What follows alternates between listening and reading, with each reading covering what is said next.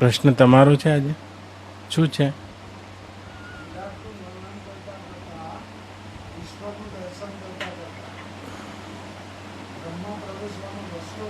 હાજી હાજી હાજી, ચાલો.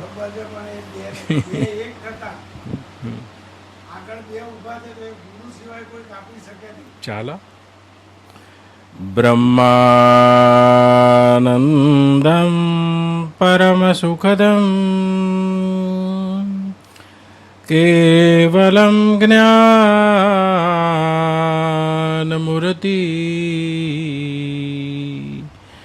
દ્વંદ્વાતીતમ ગગનશીદશમ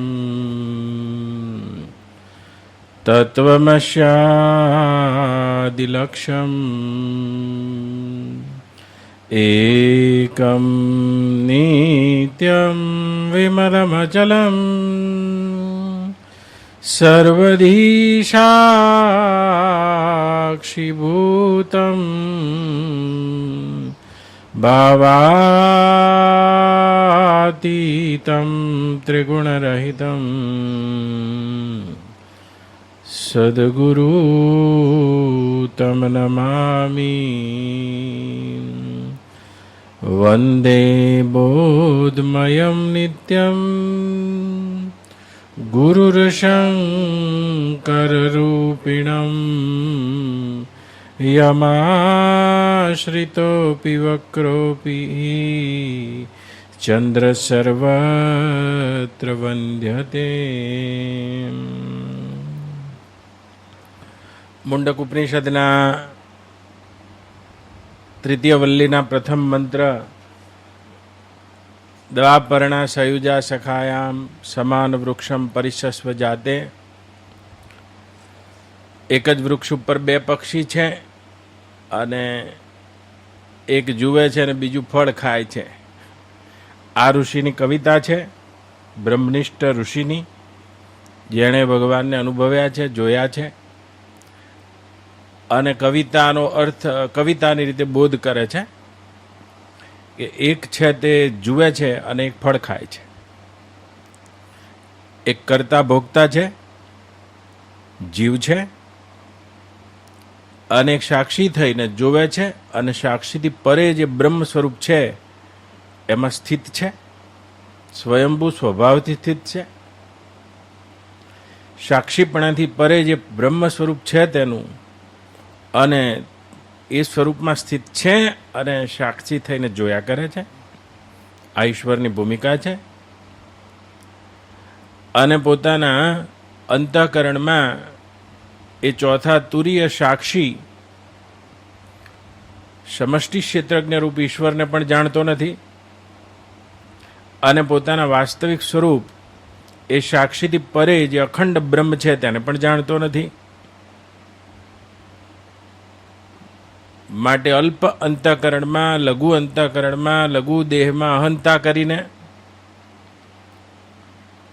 ક્રિયામાં કર્તૃત્વ બુદ્ધિ કરીને, જ્ઞાન પૂરણમાં જ્ઞાતૃત્વ બુદ્ધિ કરીને, અને આ વૃક્ષ ઉપર લાગેલા જે તેના ઈશ્વરની માયામાં જીવની કલ્પનાના જે ફળો છે એને ખાવા મશગુલ બન્યું છે.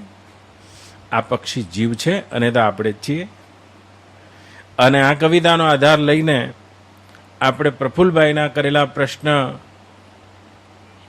એક પેટમાં રહેલું કુર્મી, મારા પેટમાં રહેલું કુર્મી કીડો, જંતુ, બેક્ટેરિયા મને કેવી રીતે ઓળખી શકે? તો આ જીવ આ અનંત અનંત ઈશ્વરને કેવી રીતે ઓળખી શકે? અથવા તો એની મરજી વગર કેવી રીતે જાગી શકે? એવો પ્રશ્ન હતો. એના અનુસંધાનમાં આપણે તત્વમસ્યાદિ મહાવાક્યોનો લક્ષ્ય કરી રહ્યા છીએ, સાક્ષાત્કાર કરી રહ્યા છીએ, મહાવાક્યોનો બોધ કરી રહ્યા છીએ. આજે 12મો દિવસ છે. તો તત્પદ ઈશ્વર છે, ત્વમપદ જીવ છે અને અસીપદ બંનેનું શોધન થયેલું અખંડ બ્રહ્મ સ્વરૂપ છે, જેને સહજતાથી ઈશ્વર પોતાનું રૂપ જાણે છે અને જીવ અજ્ઞાનવશ તેને જાણતો નથી.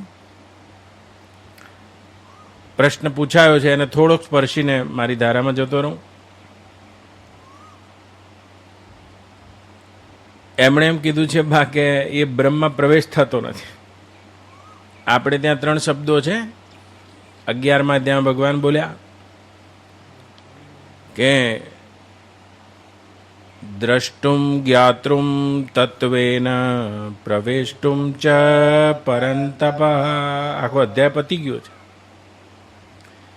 તું મારા આવા અનન્ય ભક્તિ યોગના પ્રભાવ વડે દ્રષ્ટુમ મને જોઈ જઈશ, જ્ઞાતૃમ તત્વેન અને મને જાણી જઈશ, અને શું કહે છે પ્રવેષ્ટુમ ચ પરંતપ. તો પરમાત્માના આપણે ત્યાં સમજવા માટે 3 રૂપ છે. એક જીવનું જે અબાધિત સ્વરૂપ અને ઈશ્વરનું પણ જે અબાધિત સ્વરૂપ છે, અખંડ ચિદગન જ્ઞાન જ્ઞાતા અને જ્ઞેયથી રહિત વિજ્ઞાન ઘન બ્રહ્મ સ્વરૂપ. આહા. અને જ્ઞાનીઓ એને જાણે છે, જાણી જાય છે. જ્ઞાતૃમ તત્વથી જાણી જાય છે. આહા. પોતાના સાક્ષીપણાનો અને પોતાના જીવપણાનો બાદ કરીને પોતે તે સ્વરૂપમાં જ્ઞાતૃમ એક તો જાણવું. પ્રવેષ્ટુમ, આ પ્રવેશવું શબ્દ છે. જેમ તરંગ હોય તે સમુદ્રના ભાવમાં પ્રવેશી ગયું છે. તરંગ પોતાની ગેરહાજરી અનુભવે છે અને સમુદ્રની સત્તામાં સમુદ્ર થઈ ગયું છે. અને આ સમુદ્રમાં પ્રવેશ છે તરંગનો. એમ જીવનો તે નિર્ગુણ નિરાકાર પોતાનું વાસ્તવિક શુદ્ધ સ્વરૂપ છે તે જ્ઞાન વડે જાણી શકાય છે. સગુણ નિરાકાર સ્વરૂપમાં જીવ પ્રવેશી જાય છે. અને ખૂબ ઈચ્છા હોય અને હૃદયમાં એવું દૈન્ય હોય તો ભગવાનના અનંત ગુણયુક્ત, અનંત વાત્સલ્યયુક્ત, અનંત પ્રેમયુક્ત, અનંત રૂપ, યશ, શ્રી, ભગ અને અનંત 6 ભગ રૂપ યુક્ત સગુણ સાકાર રૂપને જોઈ પણ શકે છે. દ્રષ્ટુમ જ્ઞાતૃમ તત્વેન પ્રવેષ્ટુમ ચ પરંતપ. સગુણ સાકારને જોઈ પણ શકે છે, સગુણ નિરાકારને પણ પોતાની મર્યાદામાં જોઈ શકે છે અને પ્રવેશી જાય છે. જેમ અર્જુને જોયું છે, જ્યાં વિશ્વરૂપ દર્શન યોગ છે તે ભગવાનનું સગુણ નિરાકાર રૂપ છે. અનંત કરુણાને લઈને એનો રથ ચલાવવા માટે તેના મિત્ર થયા છે. આ ભગવાનનું સગુણ સાકાર રૂપ છે. અને જેને જાણી ગયો અર્જુન પોતાના સ્વરૂપથી, અને તેને એ કહી રહ્યો છે કે હે ભગવાન નષ્ટો મોહા સ્મૃતિ લબ્ધવા. એ ભગવાનના મૂળભૂત, જેને ભગવાન પોતાનો વાસ્તવિક હું સમજે છે તે સ્વરૂપમાં શાંત થયો છે, જાણી ગયો છે. એ જાણવામાં આવી ગયું બા. તો તરંગ હતું તે પાણીને જાણી ગયું, પોતાના વ્યષ્ટિ ભાવ છોડીને સમુદ્ર ભાવમાં પ્રવેશી ગયું. અને તે પાણીના અનંત અનંત ગુણોને ધારણ કરેલું કોઈ વિશાળ તરંગ એની આગળ ખડું થઈ જાય એ સમુદ્રમાં, પોતાની સમગ્રતાને લઈને. એવી રીતે રામ, કૃષ્ણ આ બધા ભગવાનના સગુણ રૂપ છે. તો ભગવાનના સગુણ રૂપ છે. જેને તમે અંબા કહો છો, શિવ કહો છો, રામ કહો છો, કૃષ્ણ કહો છો, તે ભગવાન બદલાતા નથી. રૂખડનાથજી આ શ્લોકનો અર્થ એવો પણ કરી શકાય, ત્રણેય તત્વેન, દ્રષ્ટુમ તત્વેન, પ્રવેષ્ટુમ તત્વેન અને જ્ઞાતૃમ તત્વેન. તત્વજ્ઞાની મહાપુરુષ છે તે આ 3માં તેની જોવાની, પ્રવેશવાની અને જાણવાની 3 ઘટના એક સાથે પૂરી થઈ જાય છે. અને આને સાક્ષાત્કાર કહે છે. તત્વથી જાણી ગયો. જો તમે એકાંગી હશો તો મારે તમારી પાછળ બહુ મહેનત કરવી પડશે.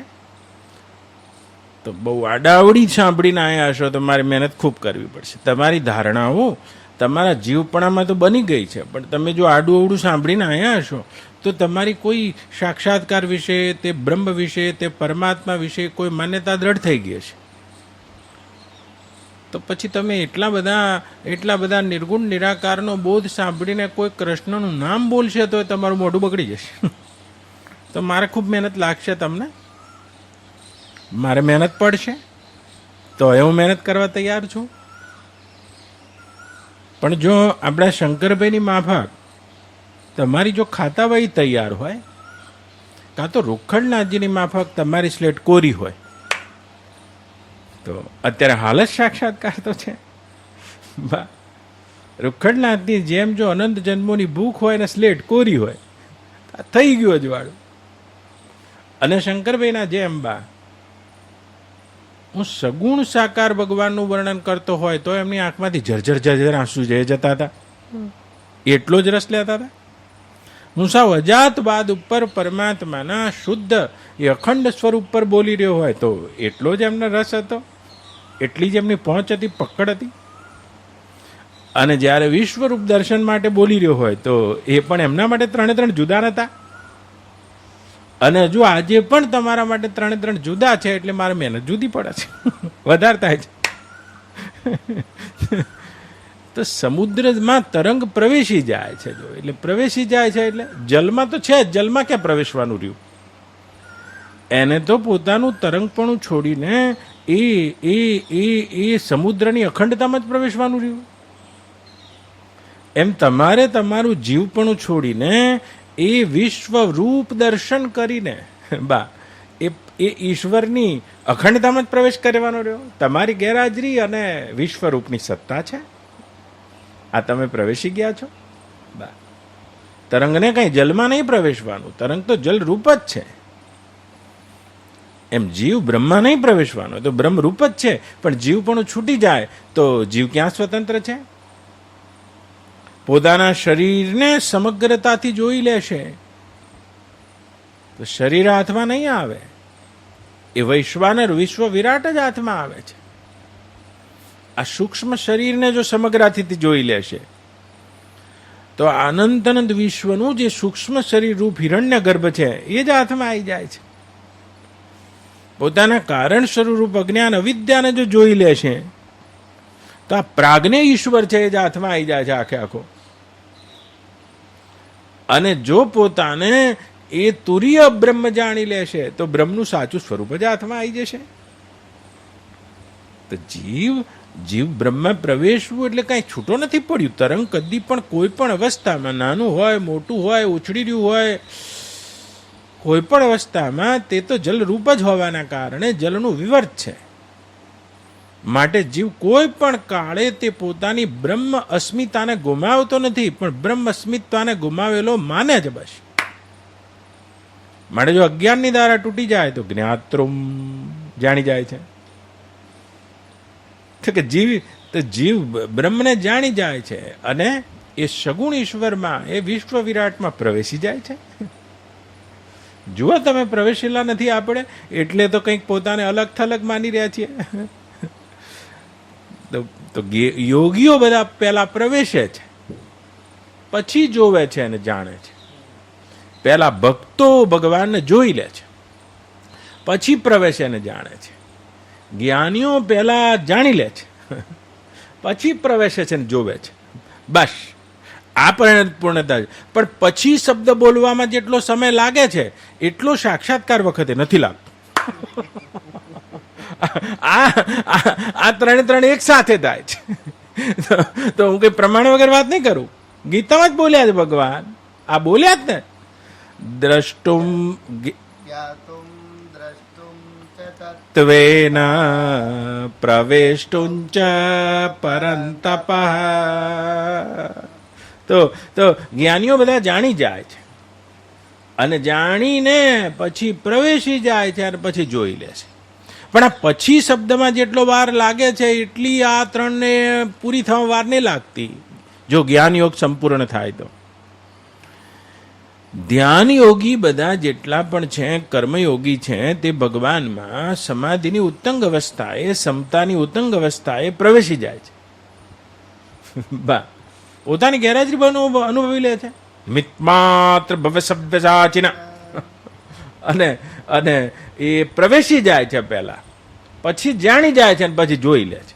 પણ આ પછી શબ્દ બોલવામાં જેટલી વાર લાગે છે એટલી આ ત્રણને અલગ અલગ થવામાં વાર નથી લાગતી. અને ભક્તો પહેલા ભગવાનને જોઈ જાય છે, આહા, અને જોઈને પછી પ્રવેશી જાય છે અને પછી જાણી જાય છે. બોલો હવે તમારો ટાઈપ કયો છે અને એ રીતે તમે જાઓ. પણ જ્યારે તત્વેન શબ્દ આવશો તો જેને તમે જોયા છે અને જેમાં તમે પ્રવેશ્યા છો અને જેને તમે જાણો છો, એ ભગવાન ત્રણ જુદા જુદા નથી, આ જ બ્રહ્મ છે. જો તત્વેન શબ્દ આવી જશે તો જો મહામુનિ શુક જેવા પૂર્ણ પુરુષો છે, અને પૂર્ણ પુરુષો હોવા છતાં પણ તે શુદ્ધ બ્રહ્મા જાગેલા અલક્ષ્ય લિંગો નિજ લાભ તુષ્ટો વૃત્તે ચ બાલ રૈવ અવધૂત વેશ. તો એ મહાભારતમાં જ્યારે ભાગવતમાં જ્યારે આખ્યાયિકા કહેવા બેઠા છે અને તે વખતે કૃષ્ણ નામ એમની જીભ 2 વાર બોલી જાય છે. કૃષ્ણ કૃષ્ણ મહાયોગી દેવ દેવે જગતપતે પશ્યાદ ત્રમૃત્યુ પરસ્પરમ. મહાયોગી ભક્તાનામ ભયંકર દેવ દેવે મહાદેવ વ્યક્તમ અવ્યક્તમ વિશ્વમ રૂપમ બ્રાહ્મણો વિદુ. આ 3 શ્લોક બોલ્યા. પણ હું એમ કહેવા માંગુ છું તમને પ્રફુલ્લભાઈ કે આવા બ્રહ્મનિષ્ઠ બા જે ભગવાનને જાણે છે તે છતાંય કૃષ્ણ બોલવા આવે ત્યારે જીભ એમની 2 વાર જ બોલી જાય છે. તમે 18,000 શ્લોકો તમે જુઓ અને જે શ્રુકવાચના શબ્દો છે એમાં કૃષ્ણ 1 વાર છે જ નહીં, કૃષ્ણ 2 વાર બોલાઈ જાય છે. એટલે જીભ ભગવાનનું નામ 1 વાર બોલવાની જગ્યાએ 2 વાર બોલી જાય છે. એના 3.5 કરોડ રૂવાડા રોમાંચિત થાય છે અને આંખમાંથી જર્જર આંસુ કરે છે. તો આ પૂર્ણતા છે, આર્ય પૂર્ણતા છે. અને જુઓ આપણે તો અત્યારે હાલ એક વિવેક કરવાને બેઠા છીએ. પણ હમણાં જો ભગવાનની કોઈક લીલાનું વર્ણન કરીશું તો આમાંથી કેટલા એવા હશે જેનું મોઢું બગડી જશે કે આજે બાપજી કેમ નીચું બોલવા માંડ્યા છે. અરે બુદ્ધિ ઊંચી નીચી હોય યાર, વાત ઊંચી નીચી હોય, ભગવાન ઊંચા નીચા નથી. જેનું વેદમાં વર્ણન છે બા એ જ બ્રહ્મ, એ કૌશલ્ય કે ગોદ, અને એના એ ભગવાન, બીજા નહીં, એના એ કૃષ્ણ બા. અને એ સગુણ સાકાર છે જેનું સ્વરૂપ ભજનીય છે, જેનું સ્વરૂપ ભજવાને યોગ્ય છે, જેનું સ્વરૂપ સ્વાદ લેવાને યોગ્ય છે. તો તમે મોહનથાળનો સ્વાદ ને રસના વાટકા તો બહુ લો છો. અને આવો ને ભગવાનના કોઈ સગુણ રૂપનો સ્વાદ હશે, કોઈ સ્વાદ હશે બા. આ ભગવાનનું સગુણ સાકાર રૂપ છે, જોવાને પ્રવેશવું છે. એ અનંત રૂપને જોયા વગર જાણ્યા વગર પ્રવેશો કેવી રીતે? આ ભગવાનને જે અર્જુનને બતાવ્યું છે, ઈચ્છા કરી છે. જો આપનું તે રૂપ જોવાને શક્ય હોય તો હું જોવા માંગુ છું એમ કે છે. મદ અનુગ્રહાય પરમમ અધ્યાત્મ જ્ઞાન સંગીતમ અર્જુન ઉવાચ. તમે મારા ઉપર અતિ અનુગ્રહ કરીને મને જે અધ્યાત્મ જ્ઞાન કહ્યું છે એ ભગવાન આપના એ સ્વરૂપમાં ઉત્પત્તિ સ્થિતિ અને લય કરનારા આપના તે અવિનાશી સ્વરૂપનો મહિમાનો મેં વર્ણન સાંભળ્યું છે. પણ આપના તે અનંત વિશ્વ રૂપને જો શક્ય હોય તો હું જોવાને ઈચ્છું છું. ઈચ્છો છો? બોલો બા. ભગવાને પોતાનું વિરાટ રૂપ રૂખડનાથજી યશોદાજીને બતાવ્યું હતું, પણ એમને જોવું નહોતું, અને ભગવાને બતાવ્યું છે. મહાભારતના એ વિરાટ પર્વમાં, ઉદ્યોગ પર્વમાં, એ દુર્યોધન જ્યારે બંદી બનાવવાનો ગયો એ વખતે વિરાટ રૂપ તો બતાવ્યું છે. કંઈક કંઈક ઝાંખું ઝાંખું દ્રોણને દેખાયું છે, ઝાંખું ઝાંખું ભીષ્મને દેખાયું છે, વિદુરને દેખાયું છે બા, અને બાકીનાને તો ધૃતરાષ્ટ્ર આદિને તો દેખાયું જ નથી. તો જેને નહીં દેખાયું એવાય છે, જેને નતું જોવું અને ભગવાને બતાવ્યું છે, માટે કોઈ રોમાંચ નથી. મહાભારત આખામાં એક ઉત્તંગ નામના ઋષિ છે અને એને પણ ભગવાને પોતાનું વિરાટ રૂપ બતાવ્યું છે. ઉત્તંક ઋષિ, જ્યારે મહાભારતની લડાઈ પતી ગઈ ત્યારે ઉત્તંક ઋષિ હતા અને અને વર્ણન આવે છે અશ્વમેઘ આદિ પર્વોમાં કે ભગવાન દ્વારિકાથી હસ્તિનાપુર જતા હતા અને રસ્તામાં ઋષિનો આશ્રમ આવ્યો અને ઋષિ એકદમ પોતાની તપસ્યાથી અભિમાનમાં હતા અને એકદમ ક્રોધના આવેશમાં આવી ગયા કે દેવકીના પુત્ર, તમે સાંદીપની ઋષિ જોડે મેળવેલી વિદ્યાનો દુરુપયોગ કર્યો છે. તમે આટલા વિદ્યાવંત મહિમાવંત હતા, તે છતાંય મહાભારતના યુદ્ધને રોક્યું નહીં ને આટલો નરસંહાર થઈ ગયો. હું તમને શ્રાપ આપું છું એમ કરી શ્રાપ આપવા ગયા અને ભગવાન હસવા લાગ્યા. અને ઉત્તંક ઋષિને પણ મહાભારતમાં વિરાટ રૂપ બતાવ્યું છે. એને જોવું તો નતું બા, અર્જુનને તો જોવું છે અને એટલે તો ભગવાન કહે છે કે આ વિરાટ રૂપ ના કોઈએ પૂર્વે જોયું છે તારા સિવાય, એમ કરીને મોર મારી દીધી છે બા. તો જોવું હોય તો જોવાને પણ તમે સમર્થ છો નંદુભાઈ. આવો અને ભગવાનના તે રૂપને જોવું હોય તો, અને જોઈ જશે તો ભગવાનના રૂપનો જો તત્વથી દ્રષ્ટુમ તત્વેન, અને દ્રષ્ટુમ તત્વેન હજુ આજે પણ શક્ય છે બા. અને એ વિરાટને જો જોઈ જાઓ, જાણી જાઓ, પ્રવેશી જાઓ તો ભગવાન કેવડા છે બા તે ભગવાનને પણ ખબર નથી. આહા, એટલે તો એનું નામ એક અનંત છે બા. તો તમને તો કેવી રીતે ખબર પડે કેવડા છે બા? એનું નામ એક અનંત છે. આ અનંત અનંત જે વિશ્વ દેખાય છે એ વિશ્વ તો તે વિશ્વરૂપનો એક અંશ છે. જે બહુ મોટા મોટા વૈભવપૂર્ણ યુક્ત, ગુણયુક્ત, તેજસ્વીતાથી યુક્ત આ બધી વિભૂતિઓ જોઈ રહ્યા છો, એ વિભૂતિઓનો જ કોઈ અંત નથી. નાંતોસ્તિ મમ દિવ્યાનામ વિભૂતિનામ પરંતપ. હે અર્જુન, એ મારી દિવ્ય વિભૂતિનો તો કોઈ અંત જ નથી. તો વિભૂતિનો જ અંત નથી, વિભુનો શું અંત હોય? તો વિભૂતિ કોને કહેવાય? જેમાં કોઈ ઐશ્વર્ય છે, કોઈ તેજ છે, કોઈ રૂપ છે, કોઈ ગુણ છે, કોઈ વિશેષતા છે બા. તો છે કોઈ જેમાં ક્યાંય પણ તેજ દેખાય છે. તેજસ વિનામહમ, જ્યાં તેજસ્વીઓનું તેજ છે તું મને જાણ. તો વિભૂતિ જ બા અંત વગરની છે.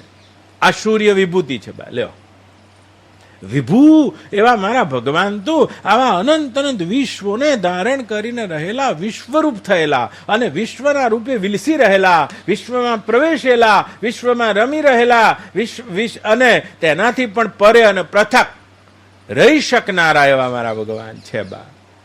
તો આ તો બધા તે વિભૂનું જ્યાં પારદર્શીપણું થાય છે આને કહે છે વિભૂતિ. તો વિભૂતિ જ વ્યાપક છે, વિભૂતિ જ અનંત છે. તો વિભૂ તો કેવા હોય? આ અનંત અને વ્યાપક છે. જુઓ, સૂર્ય બપોરના 12 વાગ્યા છે. અમદાવાદમાં બેઠેલો વ્યક્તિ પોતાના કાકાના દીકરાને દિલ્હીમાં ફોન કરે છે. આ શકુંતલા બેન આવ્યા છે, એમના ભાઈ દિલ્હી રહે છે.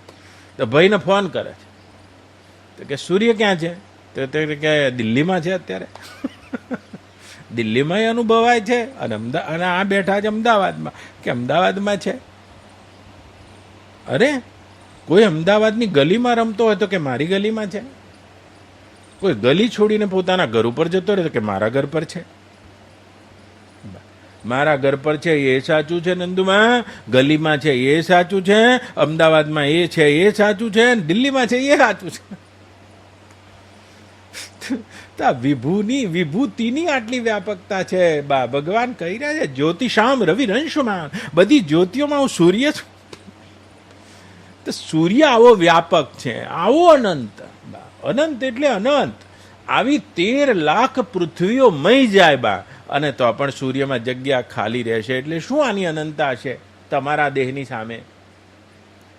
આવી 13 લાખ પૃથ્વીઓ આ સૂર્યમાં સમાઈ જાય બા, અને તો પણ સૂર્યમાં જગ્યા રહી જાય. તો આ સૂર્યની તમારી આ પૃથ્વી આગળ, અને તમે આજે હું કરીને આ ખુરશીમાં બેઠા છો અને બોલો છો પ્રફુલ્લભાઈ, અને તે શરીરથી આ સૂર્યની કેટલી અનંતતા છે,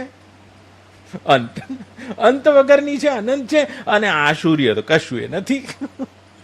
આ સૂર્ય પણ જે અનંત સૂર્યો દેખાય છે એનું તો હાવ બચ્ચું છે, મધ્યમ કક્ષાનો તારો છે. આવા તો અનંત સૂર્યો છે આ બ્રહ્માંડમાં, જેનું કોઈ માપ નથી, તાપ નથી, આનો કોઈ છેડો નથી. અને જે આકાશ દેખાય છે, આ વિશ્વને ઢાંપી રેલીને બેઠેલું, આવા આકાશનો જ સ્વયંમાં ક્યાંય છેડો નથી. કેવડું તો કે આ આકાશ જેની એક નાભી માત્ર છે, આવા અનંત અનંત બ્રહ્માંડો જેના એક રૂવાડામાં માયાના બનાયેલા બગડે છે અને મટી જાય છે, તેવા ભગવાન કેવડા હશે, ભગવાન કેવડા છે. એ બોધ ભગવાનને પણ નથી, કેવડાપણાનો નથી, હવાપણાનો છે. હા, એમના ઐશ્વર્યપણાનો બોધ છે, પણ કેવડા થઈ ગયા તો માપમાં આવી ગયા બા. અને એવા હોવાના કારણે માપ છે, અનંત છે, જગન નિવાસ છે. દરિયાને એ ખબર નથી દરિયો કેવડો છે બા, ધારો કે એવી રીતે સ્વયં ભગવાનને પોતાના કેવડાપણાની ખબર નથી. તમે જેને કેવડા તેવડા આવડા કહી દો, તો તમારાથી નાના હોય. તમે કહી દીધું કે આ ટેબલ કેવડું, આવડું, તેવડું, આ તો બધું તમારથી નાનું છે. અને આ સૂર્ય, આ ચંદ્ર, આ તારા કેવડા તેવડા તમે કહી શકો છો અને માપી શકો છો કે આ 13 લાખ ગણી પૃથ્વી આમાં માય છે. એ પૃથ્વીથી સૂર્ય મોટા હશે, પણ તમારા તેજસ ક્ષેત્રજ્ઞ આત્મા કરતા તો બહુ નાના છે બા. આ બહુ નાના છે, અને તમે કેવડા તેવડા કહી શકો છો બા. તો તમે કેવડા તેવડા કદી આ પરમાત્માને કઈ રીતે કહી શકો બા? એ કદી માપમાં હવે એવા નથી ભગવાન. તો અને એને જે જોઈ જાય છે, એમાં જે પ્રવેશી જાય છે બા, અને એવો બ્રહ્મનિષ્ઠ પુરુષ. કાલે મને મયંકભાઈ મૃત્યુનું કહેતા હતા. તો બ્રહ્મનિષ્ઠ પુરુષ માટે શું મૃત્યુ છે? શું મૃત્યુ છે ભાઈ? છાંદોગ્ય શ્રુતિમાં, છાંદોગ્ય ઉપનિષદમાં સનકાદિકો નારદને કહી રહ્યા છે કે જેને અંતર્બાહ્ય તે બ્રહ્મમાં જે પ્રવેશી ગયો છે, અંતર્બાહ્ય જેને બ્રહ્મ ભાળ્યો છે, અંતર્બાહ્ય બ્રહ્મમાં જેની સ્થિતિ છે, એવા ભગવાનને જેને જોઈ લીધા છે. અને તે શું? જોવાની એક આંખ છે, મેં પહેલા દિવસે કીધું છે. જોવાની ઘણી આંખ છે. જેમ આંખથી રૂપ દેખાય છે, પણ સ્વાદ તો જીભથી દેખાય છે. મને સ્વાદ જોવાની આંખ જીભ છે, શબ્દ જોવાની આંખ કાન છે. જુઓ, અને બધું કંઈ કાન નાક આંખે નથી દેખાતું. આ વિમાન ઉડી રહ્યું છે, અને વિમાનમાં ડ્રાઈવર બેઠો છે, તમને દેખાય છે. આંખેથી નહીં દેખાતો, ઇન્દ્રિયોથી નહીં દેખાતો, પણ વિમાન ઉડે છે એટલે તમારા મનથી તમને દેખાય છે કે ડ્રાઈવર છે અંદર, તો ઉડે છે. તો કેટલું એ જોવાની આંખ મન છે, કેટલું જોવાની આંખ બુદ્ધિ છે, કેટલું જોવાનું આંખ ચિત્ત છે. લ્યો, તમને કોઈ પૂછી લે કેટલા વાગ્યા, તો તમે કીધું 8:15 થયા, બાપજી બોલવાનું ચાલુ કર્યું, અડધો કલાક થઈ ગયો. તો આ સમય તમે ક્યાંથી જોઈ રહ્યા છો? સમય આંખથી ના દેખાય, સમય મનથી ના દેખાય, સમય 5 ઇન્દ્રિયોથી ના દેખાય, સમય અંતઃકરણથી ના દેખાય. સમય અને કાળ તો સીધો સાક્ષી ભાષ્ય છે. થોડું ગૂંચવાઈ જશે તમારા માટે નથી, પણ તોય તમે જ્યારે પણ તમને ખબર પડશે કે આ સમયને તમે ક્યાંથી જાણો છો, તો બિલકુલ સાક્ષી ભાષ્ય છે. અવિદ્યાની વૃત્તિ છે કાળ, અને તમે તમારા સાક્ષીપણાથી સાક્ષાત જ કાળને જોઈ રહ્યા છો. બીજું કોઈ વસ્તુ ઇન્દ્રિયો નથી, એ તો કેવળ સાક્ષી ભાષ્ય છે. આ ખાટું છે, ખારું છે, તીખું છે બા, આ તો કદાચ ઇન્દ્રિયોથી ખબર પડે છે બા. તો સાક્ષીઓની સાથે આ અંતઃકરણ અને ઇન્દ્રિયો જોડાય છે, ત્યારે ખારું ખોટું ખબર પડે છે બા. ફલ વ્યાપ્તિ આને વેદાંતમાં કહે છે નંદુબા.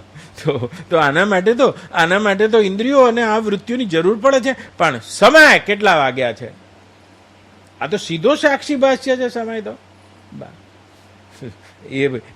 એ તો સીધી વૃત્તિ વ્યાપ્તિનું જ્ઞાન છે એમ કહેવા માંગુ છું. તો એમ કહું છું નંદુમાં કે કેટલું એ તમે આંખથી જોઈ રહ્યા છો, કેટલું નાકથી જોઈ રહ્યા છો, કેટલું તમે જીભથી જોઈ રહ્યા છો, કેટલું મનથી જોઈ રહ્યા છો, કેટલું બુદ્ધિથી જોઈ રહ્યા છો. તો સમયને જોવા માટે જેમ સાક્ષીપણાની આંખ છે નંદુબા, એવી રીતે ભગવાનને જોવાની જે આંખ છે એની હું વાત કરું છું. હા, અને એ આંખે જે જોઈ જાય છે ભગવાનને, અને નારદજી સનકાદિકો નારદને કહી રહ્યા છે, ના મૃત્યુ ના પશ્યમ મૃત્યુ, અને તેઓ મૃત્યુને નથી જોતો. ન પશ્યમ રોગ, રોગને પણ નથી જોતો. ન પશ્યમ દુઃખમાપનોતી, અને તેઓ બ્રહ્મનિષ્ઠ પુરુષ દુઃખને પણ નથી જોતો. હે નારદજી, શું કહે છે?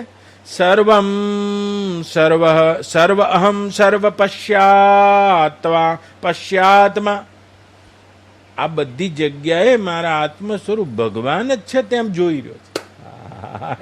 છાંદોગ્ય શ્રુતિ કહે છે આવી જેની દ્રષ્ટિ બની જાય છે હે નારદજી, અને તે આ મૃત્યુરૂપી અપાર ભવસાગરને તરી જાય છે.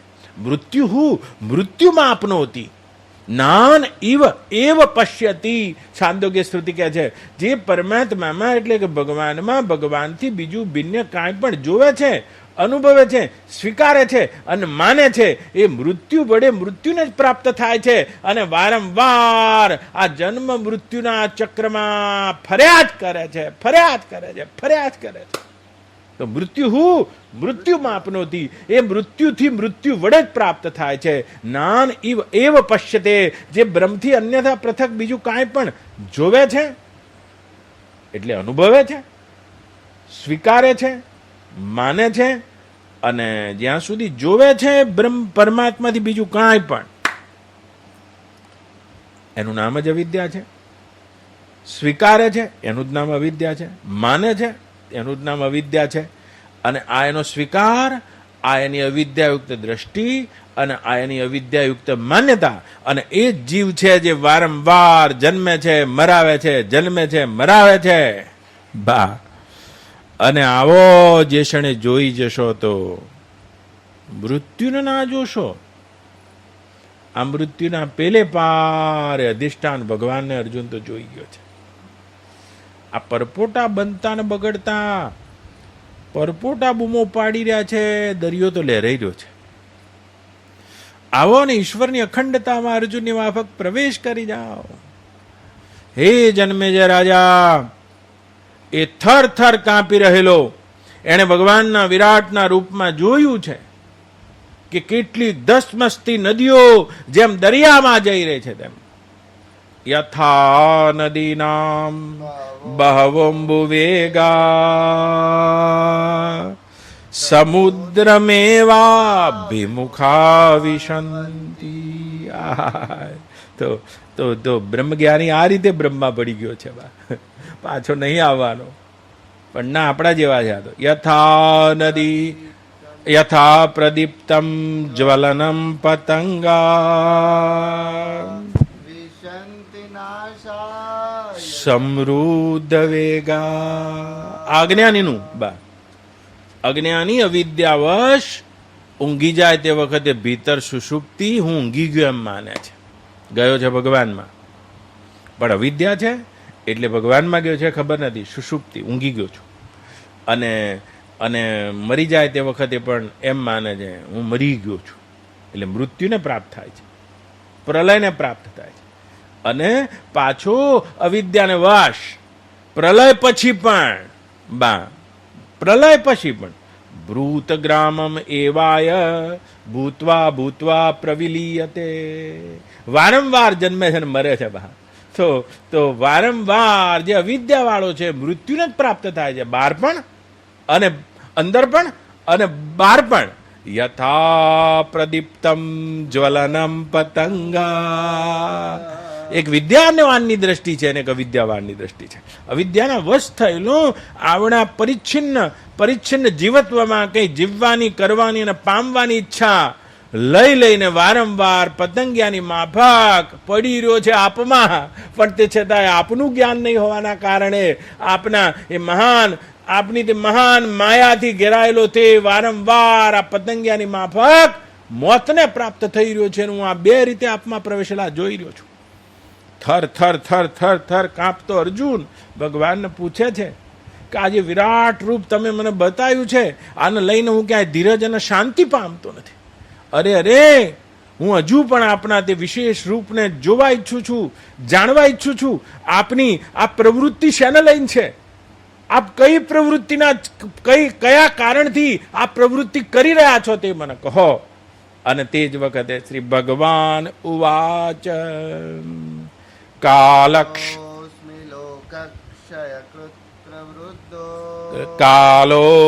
લોકક્ષયકૃત પ્રવૃદ્ધા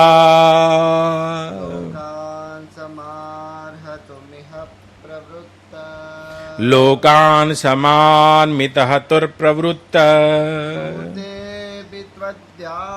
ન ભવિષ્યન્તિ સર્વે એવ સ્થિતા પ્રત્યનિકેષુ યોધા. અને હે અર્જુન, આ બધા યોદ્ધાઓ અત્યારે હાલ તારા માર્યા વગર પણ મરી ગયેલા છે. આ પ્રતિપક્ષીઓની સેનાને મારવા માટે અને આ ત્રણેય લોકના સંહાર કરવા માટે પ્રવૃત્તિથી વધી ગયેલો કાલોસ્મિ લોક, અને ભગવાનનું આ કાળ રૂપ છે. અર્જુનને કહી રહ્યા છે કાળ છું.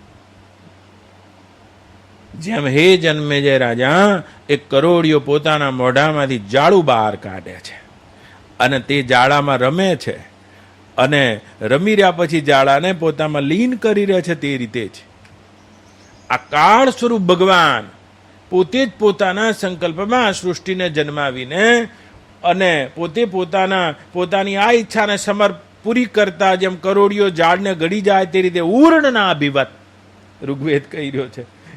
એ કરોડિયાની માફક કરે. અર્જુન જોઈ ગયો આ પ્રવૃત્તિને.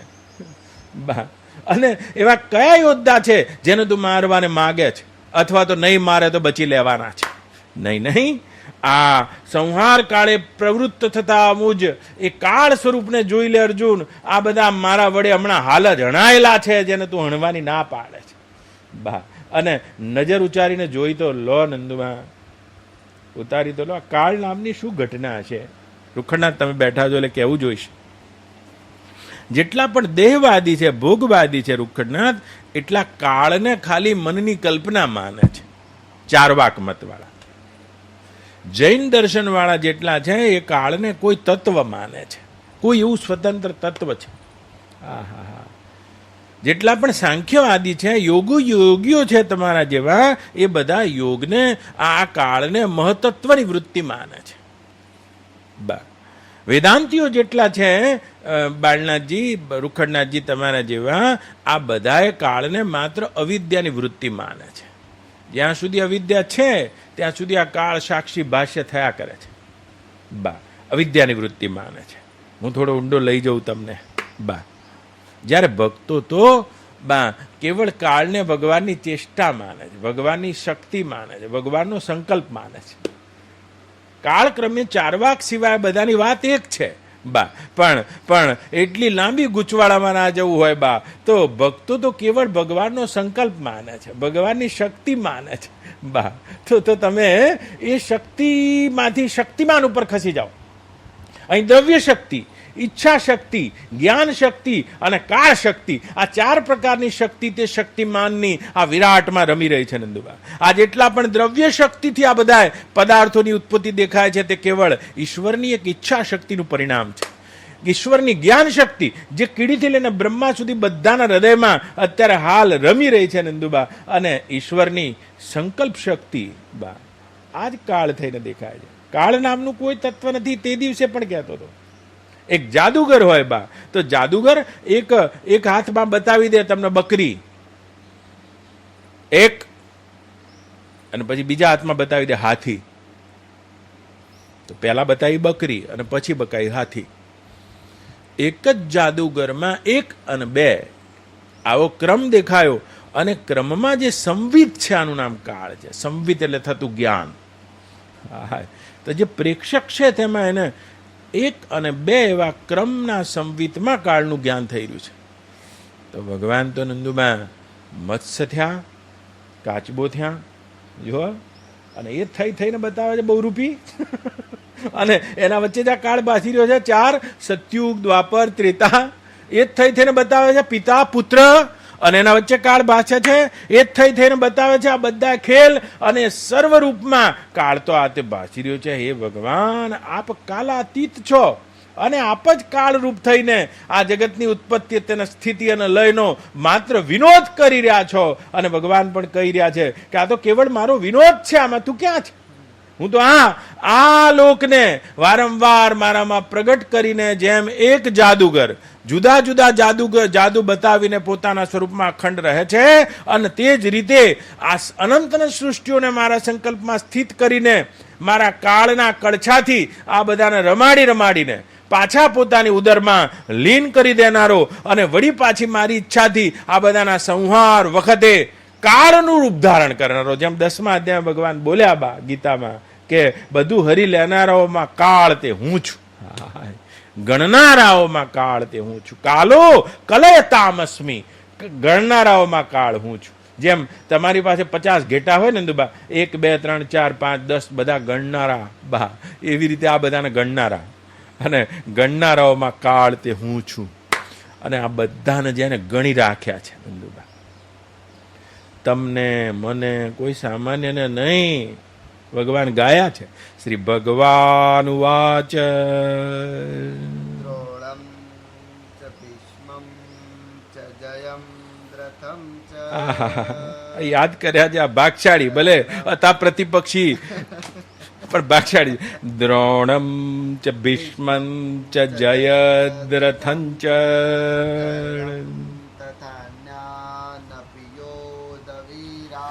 કર્ણાન તથા ન્યાનત ઉદ્ધવીરા.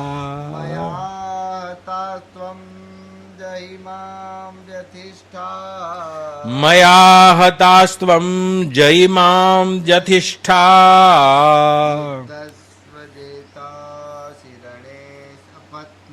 યુદ્ધશ્ચ જેતાસી. જેતાસી અર્જુનનું નામ છે, દુખણનાથ.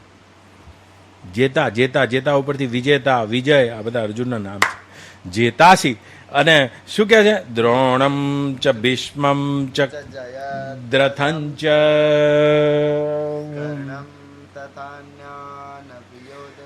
આ તો બધા ક્યારના મારાથી હણાયેલા છે અને મારી દાઢમાં લબડેલા. જોઈ લે, જે ભૂત ભવિષ્ય અને વર્તમાનને એક સાથે પોતાના બતાવી દે છે બા, એક સાથે થઈ રહ્યા છે. ઈશ્વરમાં તો એક સાથે ઘટી રહ્યા છે, પણ આપણે અલગ અલગ જોઈ રહ્યા. નંદુબા, બાપા જતા રહ્યા, બા બચ્યા છે, બા મરી રહ્યા છે, ને હું છું. આવા 3 વર્તમાન કાળ કરી રહ્યા છીએ. હા, બાપા જતા રહ્યા છે, બા મરી રહ્યા છે, અને હું જીવું છું. ના, ભગવાન તો આ ભૂત ભવિષ્ય અને વર્તમાન 3 કાળના કાલાતીત છે. જતા રહેલા બતાવી દીધા, હાલ છે એ બતાવી દીધા, અને હાલ છે એ બધાને મરેલા બતાવી દીધા છે. હાય દ્રોણમ ચ ભીષ્મં ચ દ્રથં ચ.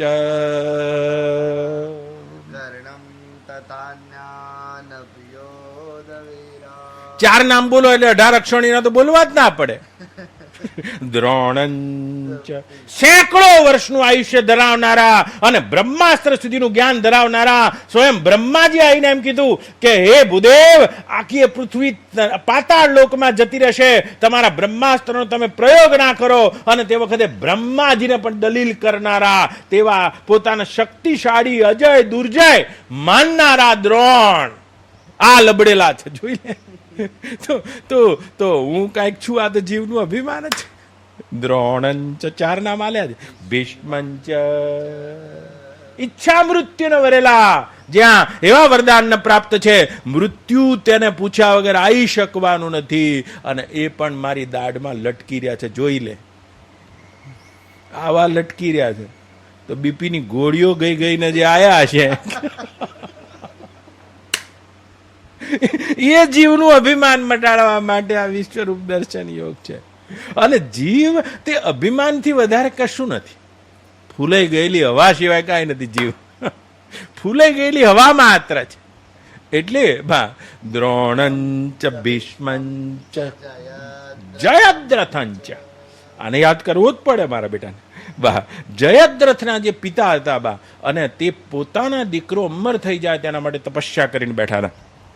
તમે જાણો છો, મહાભારતની કથામાં જરા વિસ્તારથી કહીશ. અને એવું શિવજી પાસે વરદાન માગ્યું, મારો દીકરો અમર રહે.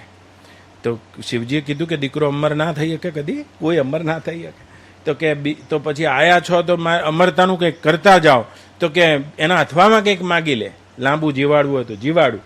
તો કે એક કામ કરો, મારા દીકરાનું માથું કોઈ કાપે અને મરતી વખતે કોઈના પ્રહારથી જ્યારે મારો દીકરો મરે અને તે વખતે જો માથું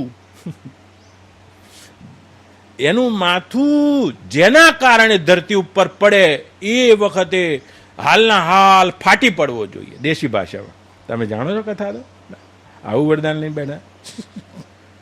એટલે એનો તો એમ હતું કે હવે તો મરે જ નહીં, મારો દીકરો મરશે જ નહીં. અને પાછી આખા વિશ્વમાં વાત જતી રહેલી કે આનું માથું ધરતી ઉપર પડશે, પતી ગયું બા. અને આવો છે બા. તે છતાંય તમે તો મહાભારત યુદ્ધમાં જાણો છો, જ્યારે અર્જુને બાણ માર્યું ત્યારે ભગવાને કીધું કે એવી રીતે અર્જુન બાણ ચલાય હે સવ્ય સાચી, કે જેથી કરીને આનું માથું જે પિતા તપ કરી રહ્યા છે એના ખોળામાં જઈને પડે. આ તો બાપ દીકરો બે જાણતા નથી. તો દ્રોણંચ મંચ જયદ્રથંચ કર્ણમ તથાન્યા. બા કર્ણનું નામ લીધું છે કે આ તો હાવ મરેલા બતાવી દીધા ભગવાને વિરાટમાં.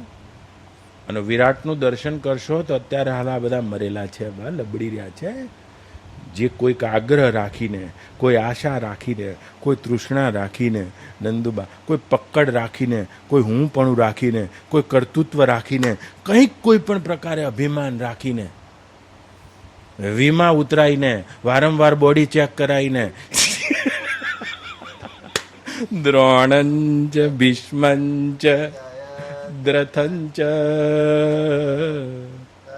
જન્મજાત જે કવચ અને કુંડળને લઈને જન્મ્યો છે અને ઇન્દ્રની શક્તિ જેની પાસે છે, આખી પૃથ્વીને પ્રલય કરવાનું સામર્થ્ય ધરાવનાર તે ઇન્દ્રની શક્તિ પોતાના ભીતર રાખે છે.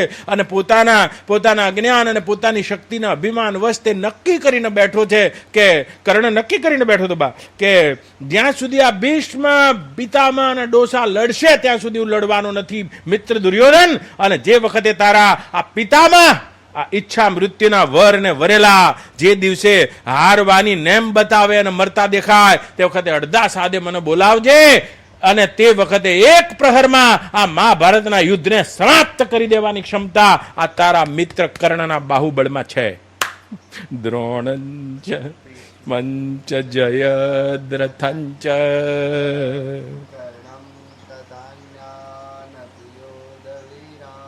તો મરવાની બીક લાગે છે? મરવાની હું બીક લાગે છે? મરેલા છો એવી જ્ઞાનીને ખબર છે.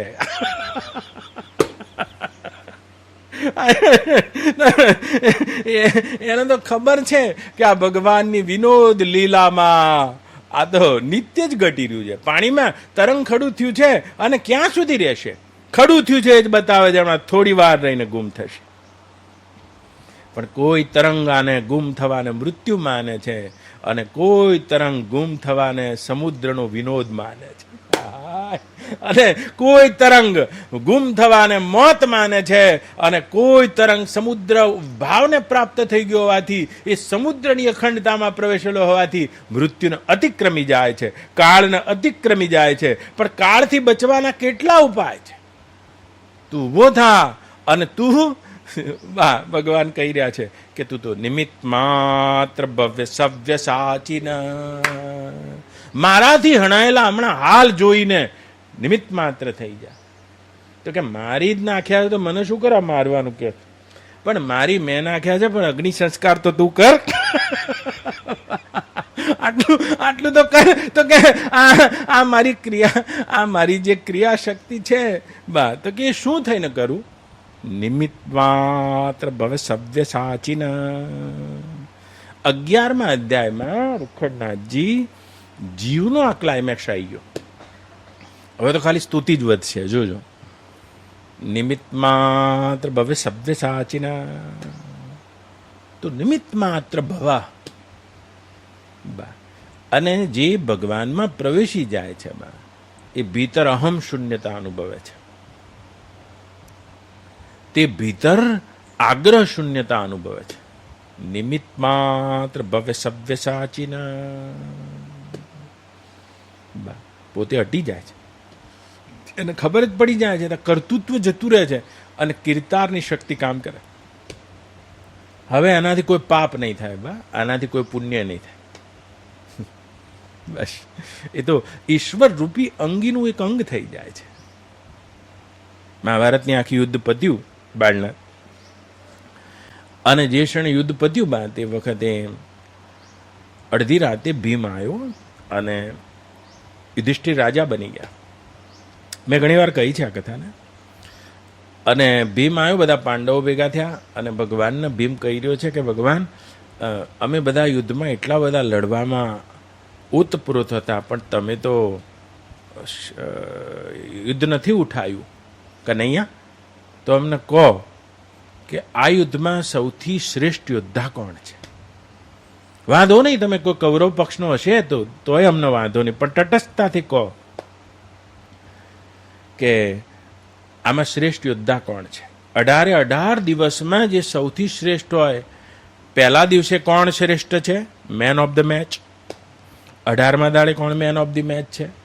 અને સૌથી શ્રેષ્ઠ મેન ઓફ ધ સિરીઝ કોણ છે? દેશી ભાષા, આપણી ભાષા. એ ભગવાને કીધું કે રહેવા દે, હવે યુદ્ધ તો પૂરું થઈ ગયું છે અને ધર્મની સ્થાપના થઈ ગઈ છે. એટલે બહુ કીધું એટલે ભીમને તો એમ જ હતું કે મારું નામ આવશે. મેન ઓફ ધ મેચમાં તો ગમે એનું નામ આવી શકે છે, પણ મેન ઓફ ધ સિરીઝ તો હું જ છું. 100 કૌરવોના દીકરાને મૂળા તોડે મેં તોડ્યા છે. અને રાજા ના હારે ત્યાં સુધી તો કોઈ હારે નહીં. દુર્યોધનને લઈને લડાતું, દુર્યોધનને મેં માર્યો છે, એમ કે સરપાવ મને મળશે. હે જન્મે જે રાજા, ભગવાન શ્રી કૃષ્ણ પાંડવોને લઈને એનો જ પુત્ર બબ્રીક, જેને એક બહુ મોટા વિજય સ્તંભ ઉપર જેનું માથું મૂકી દેવામાં આવ્યું છે પહેલા દિવસે, અને એ બબ્રીકના માથાનો એવો નિયમ હતો બા કે જે બાજુ સેના હારતી દેખાય માથું છૂટતું હતું, ધડ કરતું. આનો ગમે ત્યારે તત્વાર્થ કરીશ બા.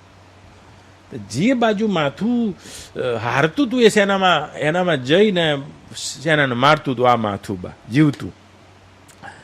36 લક્ષણાનો જે ભોગ આપવાનો હતો. એટલે ભગવાને કીધું કે આ થાંભલા ઉપર જે માથું છે બબ્રીકનું, અને આપણે એને જઈને પૂછીએ. તો કે પણ તમે જ કહી દો ને. પણ કે ના, હું તો ખરો, પણ એમ કે હું ઘણીવાર ઘોડાને સાચવવામાં, ઘણીવાર અર્જુનને બચાવવામાં મારી નજર આમથી આમ ગઈ હોય, મને ના દેખાયું હોય. એટલે મેચ હોય ને એના 2 એમ્પાયર હોય બા. એક તો એમ્પાયર તો હોય, પણ એમ્પાયરને ઘણીવાર ના દેખાય કે બોલ અડીને ગયો કે સી રીતે એલબી કહેવાય કે ના કહેવાય, આઉટ થયો કે હાથ અડી ગયો નીચે કે ના અડ્યો, એને ના દેખાય. એટલે પછી એ આમ ઇશારો કરે મેચ. એટલે એક 3rd એમ્પાયર હોય બા.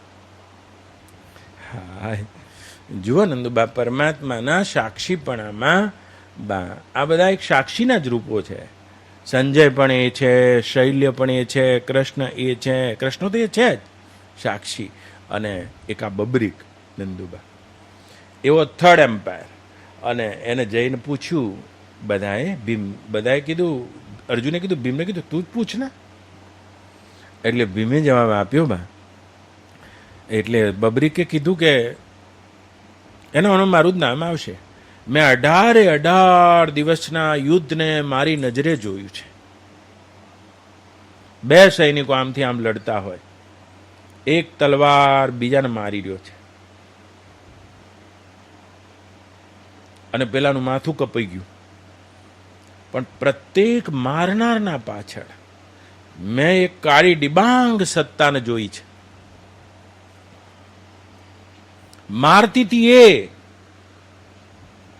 પણ મારનારને એમ લાગતું હતું કે મેં માર્યું છે, અને મરનારને એમ લાગતું હતું આણે મને માર્યું છે.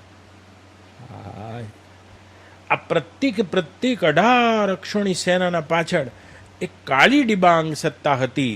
બર્બિકના વચન છે મહાભારતમાં.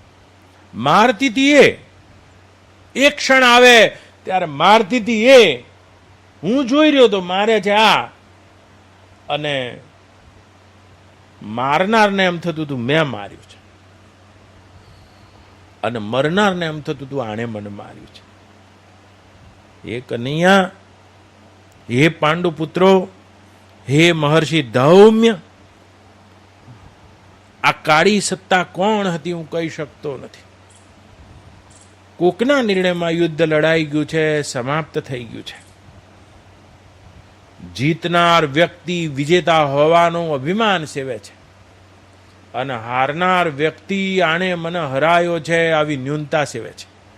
પણ આ કાળા ડિબાંગ સત્તા શું હતી? હે દૌમ્ય, હે શ્રી કૃષ્ણ, હું જાણતો ન હતો કોણ હતી આ સત્તા. અને એ વખતે હે જન્મેજય રાજા, પાંચે પાંડવો અને દૌમ્ય અને અર્જુન સહિત દૌમ્ય ઋષિ અને અર્જુન બંને જણા તે ભગવાન શ્રી કૃષ્ણની મૂર્તિ તરફ આશ્ચર્યચકિત થઈને જોઈ રહ્યા.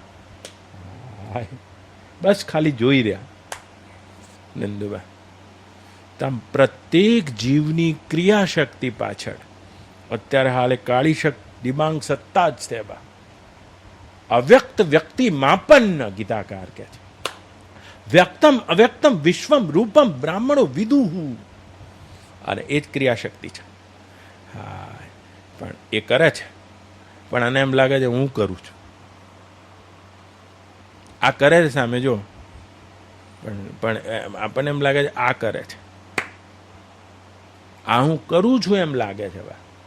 તો એમ લાગશે મેં કર્યું. હું કરું છું એમ લાગે છે તમે મેં કર્યું.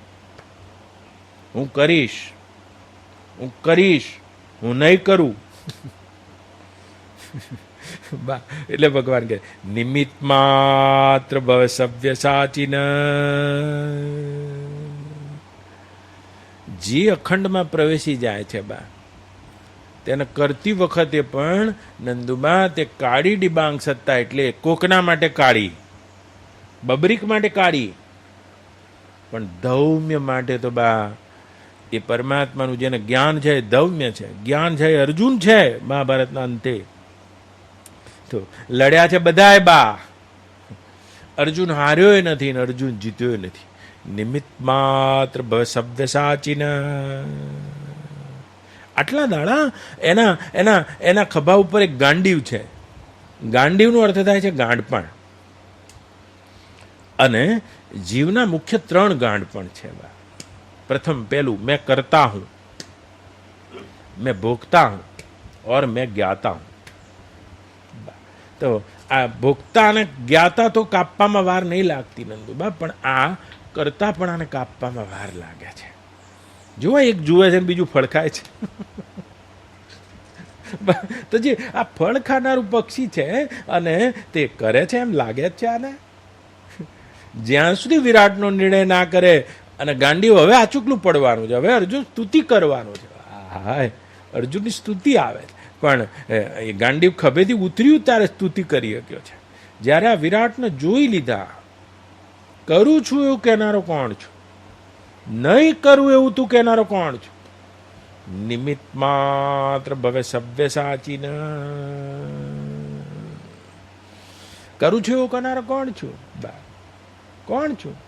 એ હું કરું, હું કરું, એ જ અજ્ઞાનતા,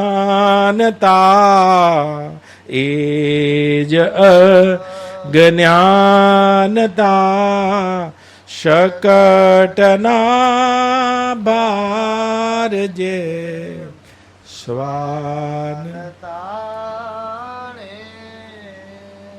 આ લાવજો રૂમાલ, આ લાવજો માળા. હા બા, આ હાથ અને હાલનારના હાથના પાછળ એ કાળી ડિબાંગ સત્તા દેખાય છે. આ વિશ્વરૂપ દર્શન યોગ છે બા.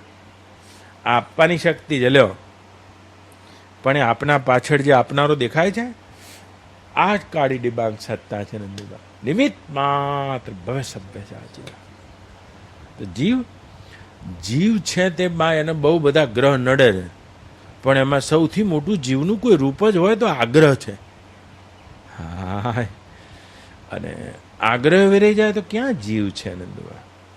પરિગ્રહ વેરાઈ જાય તો ક્યાં જીવ છે? અને આવો આગ્રહ છે, મેં નહીં કરુંગા, અને આનું નામ જીવ દશા છે નંદુબા. અને જે દાડ વેરાઈ જાય એ થરથર કાંપતો અર્જુન ભગવાનની સ્તુતિ કરવાને લાગ્યો. અર્જુન વાચ સ્થાનમ ઋષિકેશતવ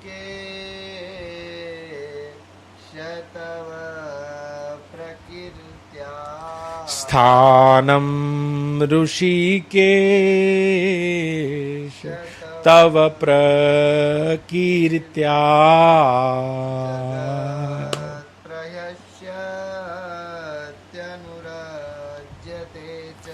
જગત પ્રહસ્ય અનુરજ્યતે. હે ઋષિકેશ, આપના સ્વરૂપમાં આપના નામ, રૂપ, લીલા અને પ્રભાવના કીર્તનથી આખા જગતમાં આનંદનો સંચાર થઈ રહ્યો છે. એવા કેટલાય હું આપના વિરાટ રૂપમાં જોઈ રહ્યો છું.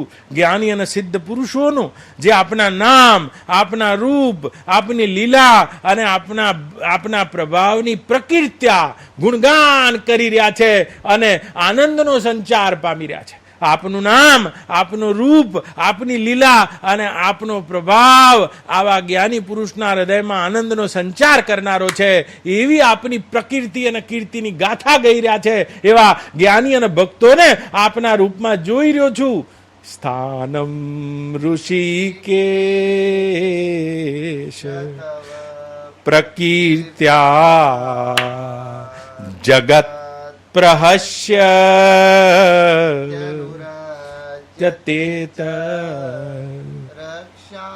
રક્ષાસી ભીતાની દ્રવંતી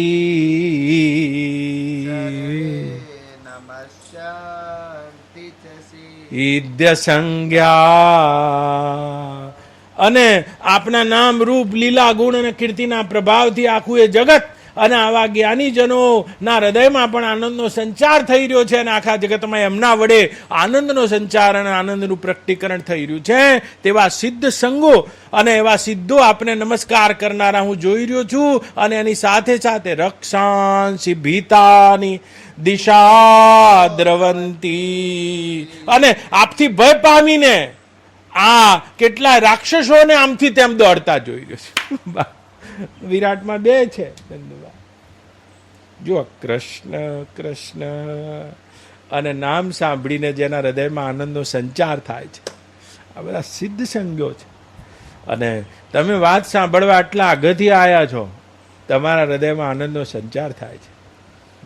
અને કોકને ભગવાનના નામ, રૂપ, લીલા અને પ્રભાવથી ભય થાય છે. જે ભોગમાં લાગ્યા છે તેને ભગવાનનો ભય છે. અને તેવા અવિદ્યાને વશ થયેલા ને અહીંયા રાક્ષસો કહે છે રક્ષાંશી નિદિશો વિશંતિ. અને આ ભયભીત થઈને આમથી આમ દોડી રહ્યા છે. હાય હાય હાય. અને વારંવાર ભયને પામી રહ્યા છે. કેટલાક સિદ્ધ સંગીઓને એટલી અદભુત સ્તુતિ બા એથી સ્તુતિ ચાલુ થઈ કે હું આપમાં સ્તુતિ કરતા જોઈ રહ્યો છું. પણ આપ તો કેવા છો? સ્થાનમ ઋષિકેશ પ્રકીર્ત્યા. મારા બા એમ કે છે કે તમારી કીર્તિનું ગાન કરીને જેના હૃદયમાં આનંદનો સંચાર થઈ રહ્યો છે, એક અર્થ આવો થાય ઋષિ દુખંડા. અને એમ કહી રહ્યા છે કે એમની કીર્તિના ગાન દ્વારા તમારી કીર્તિને જે ભક્તો વધારી રહ્યા છે. તારી ભગવાનને કીર્તિ વધારવાનો ભૂખ છે. લ્યો આ પોલ આપી દઉં તમને. યશ વધારવાની ભૂખ છે. તો જે યશ જ રૂપ છે એની કીર્તિ કેવી રીતે વધે બા? શું કરે તો કીર્તિ વધે? શું કરે તો? અનંત અનંત બ્રહ્માંડોને નંદુબા પોતાના એક રૂવાડામાં જન્માઈ દે છે. લ્યો હવે આની કીર્તિ હું વધતી હશે. શું નવું કરે તો કીર્તિ વધે? નવું તો શું કરે? એક ક્ષણમાં આવા અનંત અનંત બ્રહ્માંડોને પોતાના ઉદરમાં લીન કરી દે છે. તો એવું તો કયું પરાક્રમ કરે હવે તો કીર્તિ વધે? તમે સરપંચની ચૂંટણી જીત્યા હોય અને જિલ્લા પંચાયતની જીતો તો કીર્તિ વધી. પણ આવા જે અનંત અનંત ઈશ્વર છે એની શું કીર્તિ વધે? શું કરે તો કીર્તિ વધે? બા કદી વિચાર કરો, કીર્તિ તો મોટા પુરુષોની કઈ મોટું કરે તો વધે? કીર્તિ તો ત્યારે વધે છે જ્યારે યશોદાના હાથનો ચૂંટલો ખાય છે. કીર્તિ તો ત્યારે વધે છે તેવા અનાદિ મુક્ત ભક્તને ખુશ કરવા માટે કરીને, યશોદાને ખુશ કરવા માટે કરીને બંધાઈ ગયા છે. કીર્તિ તો ત્યારે વધે છે કે જ્યારે આ અનંત અનંત વિરાટ રૂપ ધારણ કરેલા આપ કેવળ મારા પ્રેમને વશને લઈને મારા સારથી બનો, અને તે વખતે આપની કીર્તિનો વિસ્તાર થાય છે. અને આપના પ્રવેશેલા ભક્તો આ રીતે તમારી કીર્તિનું ગાન કરે છે. શું કરવાથી તમારી કીર્તિ વધે? તો આ અનંત અનંત વિશ્વોને જે પોતાના સંકલ્પથી, જેમ સ્વપ્નના જોનારના સંકલ્પમાં સ્થિત હોય છે, એવી રીતે આવા અનંત અનંત બ્રહ્માંડોને માત્ર સંકલ્પથી રચીને, સંકલ્પમાં સ્થિત કરીને અને અંતે સંકલ્પને ક્ષીણ કરીને પોતાના ઉદરમાં લીન કરીને રૌદ્ર રૂપે સંહાર કરીને એ પરમ શાંત મહાવિષ્ણુ રૂપે રહેનારા હે ભગવાન, એવા કયા પરાક્રમ, એવા કયા વીર્ય અને એવી કઈ સામર્થ્ય અને શક્તિ દ્વારા આપનું પરાક્રમ વધે? ના, આપણું તો યશ ત્યારે વધે છે, યશ ત્યારે વધે છે જ્યારે જેના એક એક રૂવાડામાં આવા અનંત અનંત ઇન્દ્રો અને ઇન્દ્રોના ઐશ્ચર્યો છે. અને એવા ભગવાન જ્યારે શબરીના તમે બોર ખાવ છો, કીર્તિ તો ત્યારે વધે છે જ્યારે તમે એ ગોવાળિયાઓના મિત્ર થઈને ઉગાડા પગે અનુવ્રજામ્યહમ નિત્યમ પૂયત્યત્યંગદી રેણુભી, અને એ ગોવાળિયાઓની પાછળ પાછળ ફરો છો. કીર્તિ તો ત્યારે વધે છે. એક ક્ષણમાં આવી અનંત અનંત લક્ષ્મીઓને પોતામાં નર્તન કરાવનારા હે પરાત્પર વિભુ, જ્યારે કીર્તિ તો ત્યારે વધે છે જ્યારે કાનમાં લેખણ ખોસીને નરસૈયાના બોલાયા પ્રમાણે આવો છો. કીર્તિ તો આપની ત્યારે વધે છે. તમને કીર્તિ આપનારા તો તમારા ભક્તો જ છે. યશોદાએ તમને કીર્તિ આલી છે અને એ યશ આપનારી છે. જો તમે ખાંડણીએ બંધાયા ના હોત તો કીર્તિનો વિસ્તાર ના થાત. આ તમારી કેસ. અને હા, રૂખંડલાલ જોવા દેશના વડાપ્રધાન છે હોય ધારો કે, તો ટીવીમાં આવી જશે કાલે. રોજ ઘેર ખાય છે તો કશું ટીવીમાં ના આવે, પણ કાલે કોઈના ઝૂંપડામાં જઈને ખસે ને તો મીડિયા કવરેજ લે છે કે અરે ઝૂંપડામાં બેસીને ખાધું, નીચે બેસીને ખાધું, કાથીના ખાટલામાં બેસીને ખાધું. તો એ કીર્તિ થઈ ગઈ જ્યારે તમે ગોવાળિયાઓના મુઠેથી, હવે આ શ્લોકના બહાર નહીં નીકળી શકું, ગોવાળિયાઓના મુખેથી જ્યારે તમે માખણ ખાધું અને એ દાડે કીર્તિ થઈ ગઈ. આવા અનંત અનંત વિશ્વને પોતાના રૂવાડામાં ધારણ કરેલા હે ભગવાન, આપ કેવળ ભક્ત વત્સલતાના કારણે, તમારા ભક્તો ઉપરની વત્સલતાના કારણે મારી આજ્ઞા માની. અને શરૂઆતમાં મેં જ્યારે તમને એમ કહ્યું કે આ મારા રથને સેન યોરો ઉભયો મધ્યે રથમ સ્થાપત્ય કેશવ, આ મારા રથને તમે બે સેનાના વચ્ચે લઈ ચાલો, અને આપ બિલકુલ પ્રેમને વશ થયેલા મારી આજ્ઞા માનીને આ રથને લઈ આવ્યા. ઇતિહાસ તો આજે આ જ બન્યો છે કે અનંત અનંત રૂવાડાને પોતાના બ્રહ્માંડમાં ધારણ કરેલા શ્રી કૃષ્ણ અર્જુનના સખા થઈને રથ આંક્યો છે. અને આમાં તમારી કીર્તિ વધે છે. અને એવી તમારી કીર્તિ સ્થાનમ ઋષિકે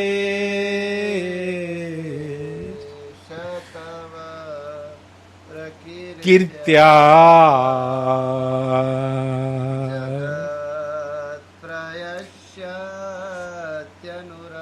એવા સિદ્ધ સંજ્ઞો છે કે જેને આપના નામના ઉચ્ચારણથી, આપના રૂપના અનુસંધાનથી, આપણી લીલાના ગાનથી અને આપણી કીર્તિનું ગાન કરીને, કીર્તિના ગાન દ્વારા જેના હૃદયમાં આનંદનો સંચાર થાય છે અને એવા ભક્તોને જોઈને એની આજુબાજુમાં રહેલા લોકોમાં પણ આનંદનો સંચાર થઈ રહ્યો છે. હે આનંદરૂપ, એવાને પણ હું આપમાં, એવા સિદ્ધ સંગીઓને આપમાં નમસ્કાર કરતા જોઈ રહ્યો છું. અરે રે, આપની આ કીર્તિનું ગાન કરીને તો મોટા મોટા સિદ્ધો કપિલ જેવા અને મોટા મોટા સિદ્ધો વ્યાસ અને શુક જેવા પણ આપની આ કીર્તાનું અનંત મહિમાનું ગાન કરી રહ્યા છે. આહા, સ્થાનમ ઋષિકે, ભગવાનનું એક નામ છે ઋષિકેશ. ઋષિકેશનો અર્થ થાય રૂખંડનાથજી, આ બધી જે ઇન્દ્રિયો છે એ બધી ઇન્દ્રિયોને સજીવન કરનારા ઋષિકેશ, અંતરથી સજીવન કરનારા, આવા અનંત અનંત વિશ્વોને, અનંત અનંત વિશ્વોને પોતાની ચેતનતાથી સજીવન કરનારા ઋષિકેશ. ઋષિકેશ, ઋષિકેશ, કેશવા, આવા શબ્દો. જેમ હે જન્મે જે રાજા, જેમ અગ્નિમાં જેમ જુદા જુદા આકારની લપટો દેખાતી હોય, અગ્નિની લપટો જેમ અગ્નિના રૂપ જ છે, એમ ભગવાનમાં આ બધી અનંત અનંત અનંત રશ્મિઓ અને કિરણ રૂપ આ જગતની રશ્મિઓ દેખાઈ રહી છે. જેમ અગ્નિમાં લપટો છે એમ જ આ બધા અનંત અનંત બ્રહ્માંડો, જીવ અને જગત એ બધું ભગવાનમાં સ્થિત થવાના કારણે ઋષિકેશ સ્થાનમ ઋષિકેશ પ્રકીર્ત્યા. અને એવી કીર્તિ છે અનંત નામમાંથી નંદુમાં કોઈ તને ટુકારો કહીને બોલાવે એવા ભગવાનના નામ છે. હાય હાય હાય. પણ નામ બોલવાથી હૃદયમાં સંચાર ના થતો હોય તો શેના બ્રહ્મવેતા? હરી તારા નામ છે હજાર, કયા નામે લખવી કંકોતરી. કોઈ તને રામ કહે, કોઈ તને શ્યામ કહે, અલ્યા કોઈ કહે નંદનો કિશોર. કયા નામે લખવી કંકોતરી. મથુરામાં મોહનને ગોકુળ ગોવાળીઓ, દ્વારિકામાં રાજા રણ છોડ. કિયા નામે લખવી કંકોતરી.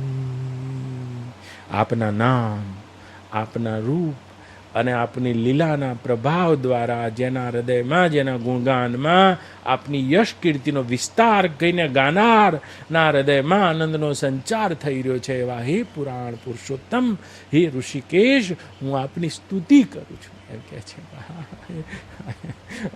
અને ભગવાનની કીર્તિ આનંદનો સંચાર કરાવે છે. કીર્તિગાન જો રૂખડના તમને ખાનગીમાં કહું, આ બધાને નહીં. કૃષ્ણની માતા યશોદા છે અને રાધાની જે માતા છે એનું નામ છે કીર્તિદા. આ યશોદા છે અને કીર્તિદા છે એ કથાનું રૂપ છે.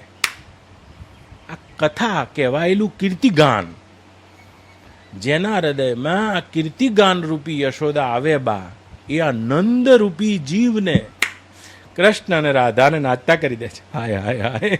અને યશ આપનારી છે તો યશોદા. યશ કોને આપ્યો છે તમને? તમે તો યશ જ રૂપ જ છો, પણ તમને યશ આપ્યો છે તો તમારી કથાએ, તમારા કીર્તિગાને. અને તમારું કીર્તિગાન આમાં કાંઈ કીર્તિ કહેવાતી હશે કે તમે આ જગતને રચો એ તો શું શાક કીર્તિ છે? આ કીર્તિ નથી. કીર્તિ તો તમારી, તમને લક્ષ્મી આવીને પગે લાગે અને તમને લક્ષ્મી તમારા રૂવાડામાંથી ઊભી થાય, તમારી ચરણ ચંપી કરે અને લક્ષ્મી સ્વયં તમને ભોગ ધરાવે, નિવેદ ધરાવે. આ અષ્ટ પ્રકૃતિઓ તમારા આગળ નાચે અને અષ્ટ પ્રકૃતિઓ તમારી આજ્ઞા માગીને નિવેદ કરે. અને આમાં શું ખાક તમારી કીર્તિ છે? કીર્તિ તો તમારી એ દાડે છે જ્યારે તમે મધુમંગલ્યથી છાશ પીવો છો. આહા, સ્થાનમ ઋષિકે જગત કીર્ત્યા જગત પ્રહસ્ય. કીર્તિ તો તમારી એ દાડે છે. આ વિશ્વને ઉત્પન્ન કરો એમાં શેની કીર્તિ? એ તો કરો, એ તો અમારો સ્વભાવ જ છે. તમે કીધું કે આ તો મારો સ્વભાવ જ છે. પાણીમાં જેમ તરંગ ઉઠવા એ કીર્તિ તો એ દાડે છે જ્યારે હરણીની માફક એ ટીટોળીની માફક વિલખથી દ્રૌપદીના પોકાર માત્રથી એ અનંત વિશ્વથી અતીત અને વિશ્વાત્મા તેવા ભગવાન આપ ઉગાળા પગે આવીને ઉભા રહ્યા અને આખી સભામાં કોઈ ભાળતું નથી અને તમારી હાજરીને તમે પૂરી અને આ તમારી કીર્તિ છે. તમારી કીર્તિ તો એ દાડે છે. તમારી કીર્તિ તો એ દાડે છે બા, એ દાડે છે જે દાણે ટબુડી છાશ માટે કરીને ગોપીઓના પાછળ પાછળ ફર્યા કરો છો. આપના નામ, આપના રૂપ, આપની લીલા અને આપના પ્રભાવ વડે હે કેશવ, હે ઋષિકેશ, હું કેટલાય સિદ્ધ સંગો જે સિદ્ધ હોવા છતાં પણ આપને નમસ્કાર કરીને આપના નામ, રૂપ, લીલા, ગુણ અને પ્રભાવ દ્વારા જેમના હૃદયમાં આનંદનો સંચાર થઈ રહ્યો છે અને એમના હૃદયમાં થયેલા આનંદના સંચારને લઈને બીજા કેટલાય ભક્તો આનંદના સંચારને પામી રહ્યા છો એવા હે પૂર્ણ પૂર્ણાનંદ, હે કેશવ, હે ઋષિકેશ, અને આપમાં કેવા દોડતા દોડતા અને ભયભીત થતા રાક્ષસોને પણ હું જોઈ રહ્યો છું. એ રાક્ષસોને કાલે કહું, ઓમ પૂર્ણમદ પૂર્ણમિદમ પૂર્ણાત પૂર્ણમુદચ્યતે પૂર્ણસ્ય પૂર્ણમાદાય પૂર્ણમેવાવશિષ્યતે.